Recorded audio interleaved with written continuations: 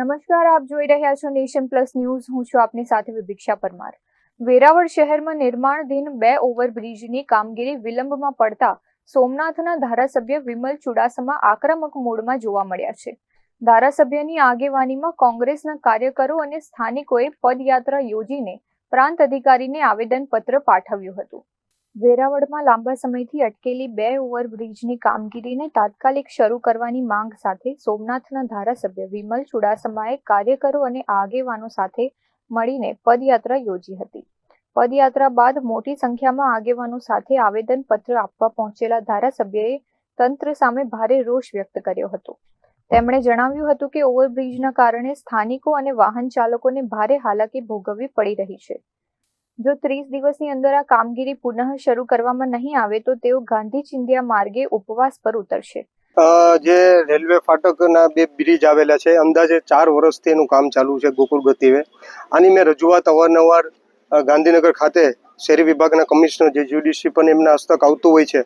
ઓછામાં ઓછું 5 થી 7 વાર મેં રજૂઆત કરી કે આ બંને બ્રિજ છે એ મુખ્ય બ્રિજ છે વેરાવળના, અને આ જિલ્લાના પણ મુખ્ય બ્રિજ છે. આ બ્રિજ ઉપરથી બાળકો ભણવા જતા હોય છે. પવિત્ર શ્રાવણ માસે લોકો દર્શન કરવા માટે ચાલીને સોમનાથ જતા હોય છે, અને તેને બંદરમાં જે મચ્છીમારી થતી હોય એમાંથી ચાલીને જવું પડતું હોય છે. એ સિવાય પણ વેપારી લોકોને ધંધે આવવું પડતું હોય છે. લોકો રોજગારી માટે જીઆઈડીસીમાં જતા હોય છે, અને ખાસ કરીને જે ગીર સોમનાથ જિલ્લામાંથી વેરાવળ, પાટણ, ભીડિયા અને ગીર સોમનાથ જિલ્લામાંથી જે મુખ્ય સિવિલ હોસ્પિટલ આવવું હોય તો મુખ્ય આ જ રસ્તો ઉપયોગ કરવો પડે, અને તમામ ડોક્ટરોની ટીમ પણ અહીં વેરાવળ ખાતે હોય છે. અને ખાસ કરીને આ 2 પુલ ન બનવાથી આજે લોકો ત્રાહિમામ છે. 4 વર્ષથી આ સમસ્યા છે. આ તંત્રની બેદરકારીના કારણે, આ સરકારની બેદરકારીના કારણે થઈ રહ્યું છે.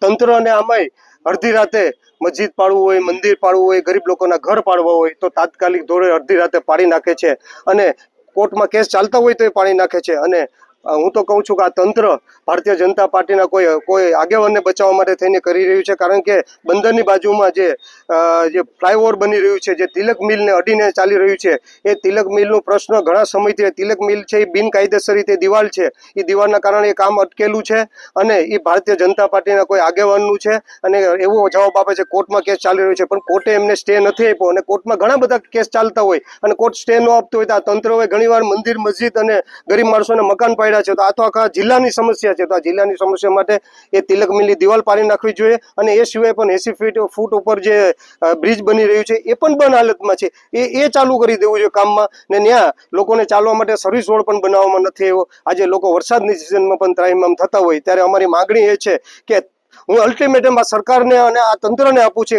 દિવસ 30માં જો ચાલુ કરવામાં નહીં આવે તો ટાવર ચોક ખાતે એક ધારાસભ્ય તરીકે અને કોંગ્રેસના કાર્યકર, આગેવાનો, શહેર પ્રમુખ, તાલુકા પ્રમુખ અને તમામ હોદ્દેના આગેવાનો દ્વારા અમારે 30 દિવસમાં ત્યાં ઉપવાસ ઉપર બેસવાની હું અહીંથી આ તંત્રને ચીમકી આપું છું. વેરાવળની અંદર આ બ્રિજનું કામ ચાલુ થયું છે, એને લગભગ 4 થી 4.5 વર્ષ થયા.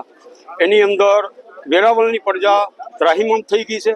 આ શ્રાવણ માસ ચાલુ છે, એમાં 4 શ્રાવણ માસ ગયા છે, એમાં ઘણા મુસ્લિમ તહેવારો પણ ગયા છે. મુસ્લિમ સમાજ, હિન્દુ સમાજના બધાના રોડ ઉપર જવી. આગળ જતા સોમનાથ ટોકીસ રોડ ઉપર એક હવેલી છે, ત્યાં શ્રાવણ મહિનાની અંદર સવારથી માણસો ચાલુ થઈ જાય છે, સાંજ લગી માણસો ત્યાં જાય છે, હિન્દુ સમાજના ભાઈ બહેનો. અને આ નહીં બનવાના કારણે વેરાવળની પ્રજાને અતિશય તકલીફ ભોગવવી પડે છે.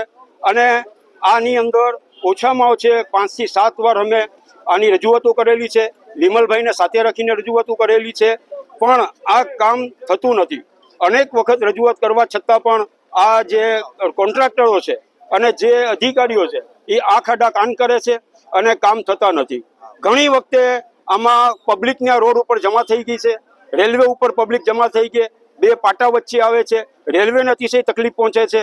આ બ્રિજનું શું છે એને અત્યાર લગી પબ્લિકને, સમાજને કોઈને ખબર નથી કે ભાઈ શું કામ રોકેલું છે. તો એની ચોખવટ કરવી જોઈએ સરકારને, કે લગતા વખતા અધિકારીઓને એવી અમારી નર્મ અપીલ છે કે આ સમાજને, કે આ પ્રજાજનોને કોઈ તકલીફ ન પહોંચે એના માટે ખાસ કરીને એનું ધ્યાન દોરવું જોઈએ અને એને કામ ઉપર લેવું જોઈએ. આના હિસાબે અનેક મૈયતો થઈ ગઈ છે, કારણ કે રેલવે જ્યારે આવે છે ત્યારે ફાટક બંધ થઈ જાય છે, અને ફાટક બંધ થવાના કારણે જે ઇમરજન્સી જે સેવાઓ છે એ મળતી નથી, અને એની અંદર ઘણી મૈયતો પણ થઈ ગઈ છે. ત્યાંથી એટેકના માણસો છે એની પણ મૈયતો થઈ છે. તો આના માટે અમે ખાસ કરીને સરકારને વિનંતી કરીએ છીએ કે આ કામને બને તેટલું વહેલું કામ પૂરું કરે એવી ખાસ વિનંતી છે. બીજી તરફ આવેદનપત્ર સ્વીકારતા વેરાવળના પ્રાંત અધિકારી જયમીન કાકડિયાએ જણાવ્યું હતું કે આ અંગેની તમામ વિગતો મેળવીને સંબંધિત વિભાગોને યોગ્ય કાર્યવાહી અર્થે જાણ કરવામાં આવશે. આજરોજ માનનીય ધારાસભ્ય શ્રી વિમલભાઈ ચુડાસમાએ આવેદનપત્ર આપ્યું છે, જેમાં મુખ્ય 2 ઓવરબ્રિજનું કામ જે છે એ ધીમું થઈ રહ્યું છે બાબતેનું એમની રજૂઆત હતી. એક તો રેલવે ઓવરબ્રિજનું જે કામ ચાલી રહ્યું છે એ બાબતે, અને બીજું વેરાવળ પાટણ દરવાજાથી ભીડિયા ભાલકા રોડ પર જે 80 ફૂટના રોડનું કામ છે એ ધીમું ચાલી રહ્યું છે બાબતની એમનું આવેદનપત્ર છે, જે અમે સંબંધિત વિભાગને મોકલી આપશું. સર, આ બ્રિજનું કામની સમય મર્યાદા શું હતી, કેટલા વર્ષથી ચાલી રહ્યું છે, શા કારણે ધીમી ગતિએ ચાલી રહ્યું છે, લોકોને કેવી હાલત? એમના માન્ય ધારાસભ્યશ્રીના જણાવ્યા મુજબ લોકોને ઘણી હાલાકી ભોગવવી પડે છે આ બાબતે, અને એમનો પ્રશ્ન પણ વ્યાજબી છે, અને એ પ્રમાણે જે કંઈ વિગતો છે એ નગરપાલિકા પાસેથી સાદર કરી અને સંપૂર્ણ બાબતની તપાસ કરીને અહેવાલ સાથે કલેક્ટર સાહેબને પણ આ બાબતે જાણ કરવામાં આવશે. ધારાસભ્ય દ્વારા કંઈક ચીમકી આપવામાં આવી છે? હા, ધારાસભ્યશ્રીએ કીધેલું છે કે જો આ પ્રશ્નમાં કોઈ આગળ સોલ્યુશન નહીં આવે તો એ ઉપવાસ ઉપર 30 દિવસ પછી ઉપવાસ ઉપર બેસે એ બાબત પણ એમણે જણાવ્યું છે.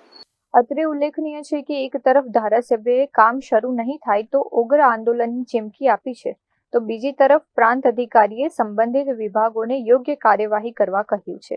હવે આગામી 30 દિવસની અંદર આ બ્રિજનું કામ શરૂ થાય છે કે કેમ એ હવે જોવાનું રહ્યું.